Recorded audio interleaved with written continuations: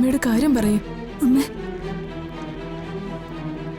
ഡോക്ടർക്ക് മിസ്റ്റേക്ക് പറ്റിയത്. എന്റെ റിസൾട്ട് നെഗറ്റീവ്. സ്ത്രീകളുടെ ആഹാര രീതികൾ ശ്രദ്ധിച്ചിട്ടുണ്ട്. ഞാനിതൊക്കെ നെറ്റിൽ നോക്കി പഠിച്ചെടുത്തതാ. കുങ്കുമപ്പൂ വരെ ഞാൻ മേടിച്ചിട്ടുണ്ട്. അമ്മ എന്തായാലും ഋതുവിനോട് പറയണം. എന്നോടുള്ള പിണക്കമൊക്കെ ഋതു മാറ്റുവോ മാറ്റാതിരിക്കോ ചെയ്യട്ടെ. പക്ഷേ ഫുഡിന്റെ കാര്യങ്ങളിലൊക്കെ ഞാൻ പറയുന്ന ചില നിബന്ധനകൾ ഋതു പാലിച്ചേ പറ്റൂ. അത് നീ എന്റെ മൂത്തോക്കി പറയുന്ന എന്തിനാ? അവളോട് തന്നെ ചോദിക്കേ. അവളല്ലേ മറുപടി പറയണ്ടേ? ഞാൻ പറയുന്നത് ഋതു കേൾക്കുമല്ലോ അല്ലേ? കേൾക്കും. കേൾക്കണം. ഡെലിവറി വരെ ചില കാര്യങ്ങളില് എന്റെ കൺട്രോൾ ഉണ്ടാവും. പിന്നെ ഭാര്യയുടെ കാര്യത്തിൽ ഏറ്റവും ഉത്തരവാദിത്തമുള്ളത് ഭർത്താവിന് തന്നെ ആയിരിക്കും. സത്യം പറഞ്ഞ ഈ ഭാര്യയുടെ പ്രസവ വേദനയേക്കാൾ ഭയങ്കരമായിരിക്കും ഭർത്താവിന്റെ ടെൻഷൻ. ആഹാ, ഇവള് ഗർഭിണിയാണെന്ന് അറിഞ്ഞു കഴിഞ്ഞപ്പോഴേ നിനക്ക് ഇത്രയും ടെൻഷനോ? അങ്ങനെയാണെങ്കിലേ ഇവള് ലേബർ റൂമിൽ കേറുമ്പോ പുറത്ത് നീ വലിയ കോലാഹലം ഉണ്ടാക്കുമല്ലോ.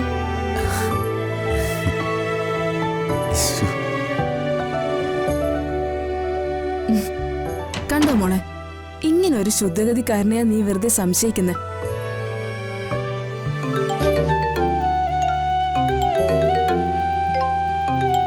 ഡോക്ടറമ്മേ.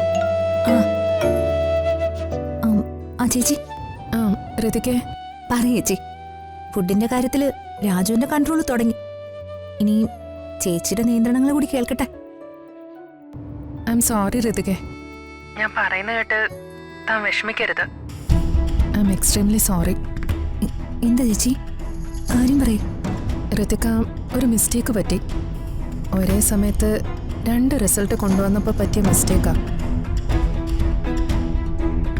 ടെസ്റ്റിന്റെ റിസൾട്ട് ഒന്ന് മാറിപ്പോയി.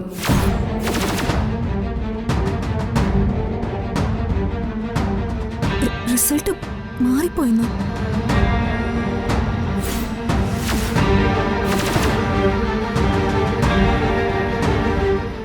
ചേച്ചി, എന്താ ഈ പറയുന്നേ?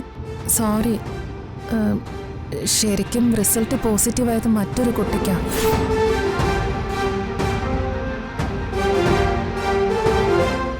നീ ഗർഭിണിയല്ല ഋതിക.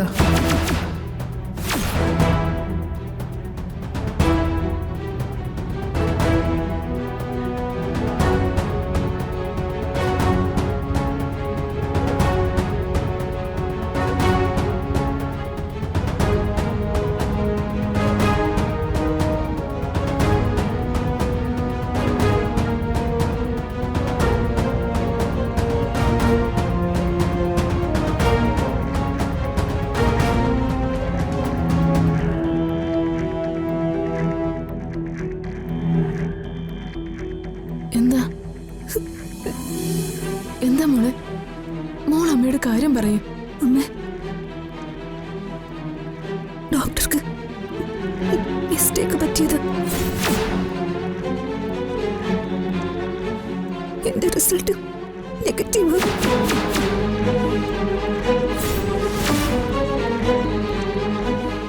എനിക്ക് പ്രഗ്നൻസി ഇല്ല.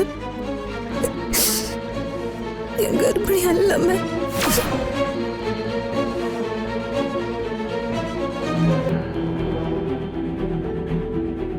ദൈവമേ, നീ വെറുതെ ഞങ്ങളെ മോഹിപ്പിച്ചല്ലോ.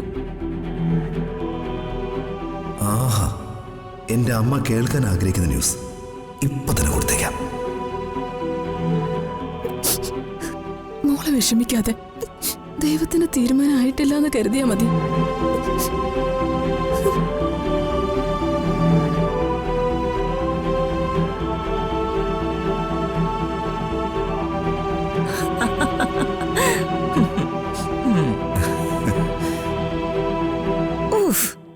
അത് കലക്കി. ഇത് വച്ചിട്ടാ ഇനി എന്റെ അടുത്ത കലാപം. എന്റെ ദൈവമേ, തീരുമ്പോ അവക്കിട്ട് വെട്ടാനേ ഓരോരോ പുതിയ ആയുധങ്ങള് നീ എനിക്ക് തരുവാണല്ലോ. അപ്പൊ അതൊക്കെ കൃത്യസമയത്ത് എനിക്ക് എത്തിച്ചേരാൻ എന്റെ പൊന്നു മകനായ നീയും. വാടാ. ഹാ, എങ്ങോട്ടാ? നീ വാടാ ചക്കരെ. അത് ഗുരുതരമായ കുറ്റമാണ്. നമ്മുടെ പ്രസ്ഥാനത്ത് നിന്നുകൊണ്ട് നമ്മളെ ഒറ്റുന്ന ഏർപ്പാടല്ലേ അത്. എന്തായാലും നടപടി എടുത്തേ പറ്റൂ. 16-ാം തീയതിയാണ് സംസ്ഥാന കമ്മിറ്റി. നമുക്ക് ഉടനെ നടപടി എടുത്തേ പറ്റൂ.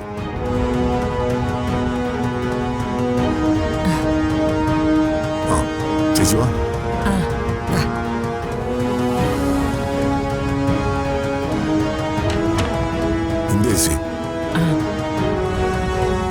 ഞാനീ നമ്മൾ നടത്താൻ പോകുന്ന ചടങ്ങുകളെ കുറിച്ച് വിശദമായിട്ടൊന്ന് പറയാനാ വന്നത്.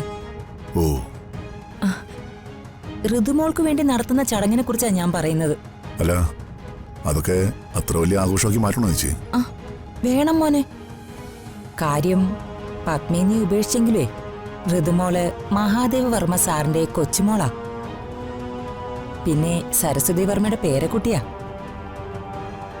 അതിലുപരി സൂര്യമംഗലം രാജവംശത്തിലെ രാജകുമാരിയാ.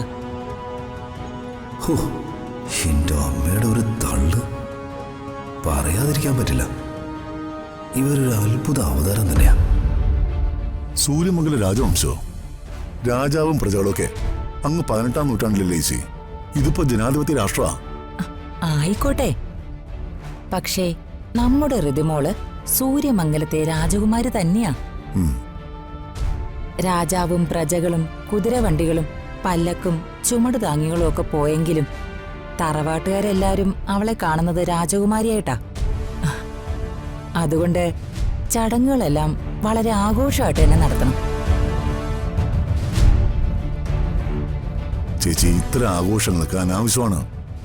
പെൺകുട്ടികൾ വയസ്സറിയിച്ചാൽ ആഘോഷം, ഗർഭിണിയായാൽ ഉത്സവം, പുലകുളി, അടിയന്തരം, വളകാപ്പ്, ഇതൊക്കെ എന്നെ അവസാനിപ്പിച്ചതാ.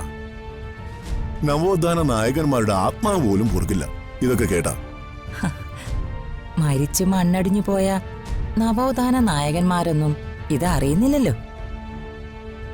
സൂര്യമംഗലം കോവിലകത്തെ അടുത്ത അവകാശിക്ക് ജന്മം കൊടുക്കുന്ന കുട്ടിയാ ഋതിക. ആ കോവിലകത്തിന്റെ പല താവഴികളിലും പലരും ഇപ്പോഴും ജീവിച്ചിരിപ്പുണ്ട്. അവരൊക്കെ ചോദിച്ചാ നമുക്ക് ഉത്തരമില്ലാതാവും. അതുമാത്രമല്ല, നീ സൂര്യമംഗലത്തെ മരുമകനല്ലേ?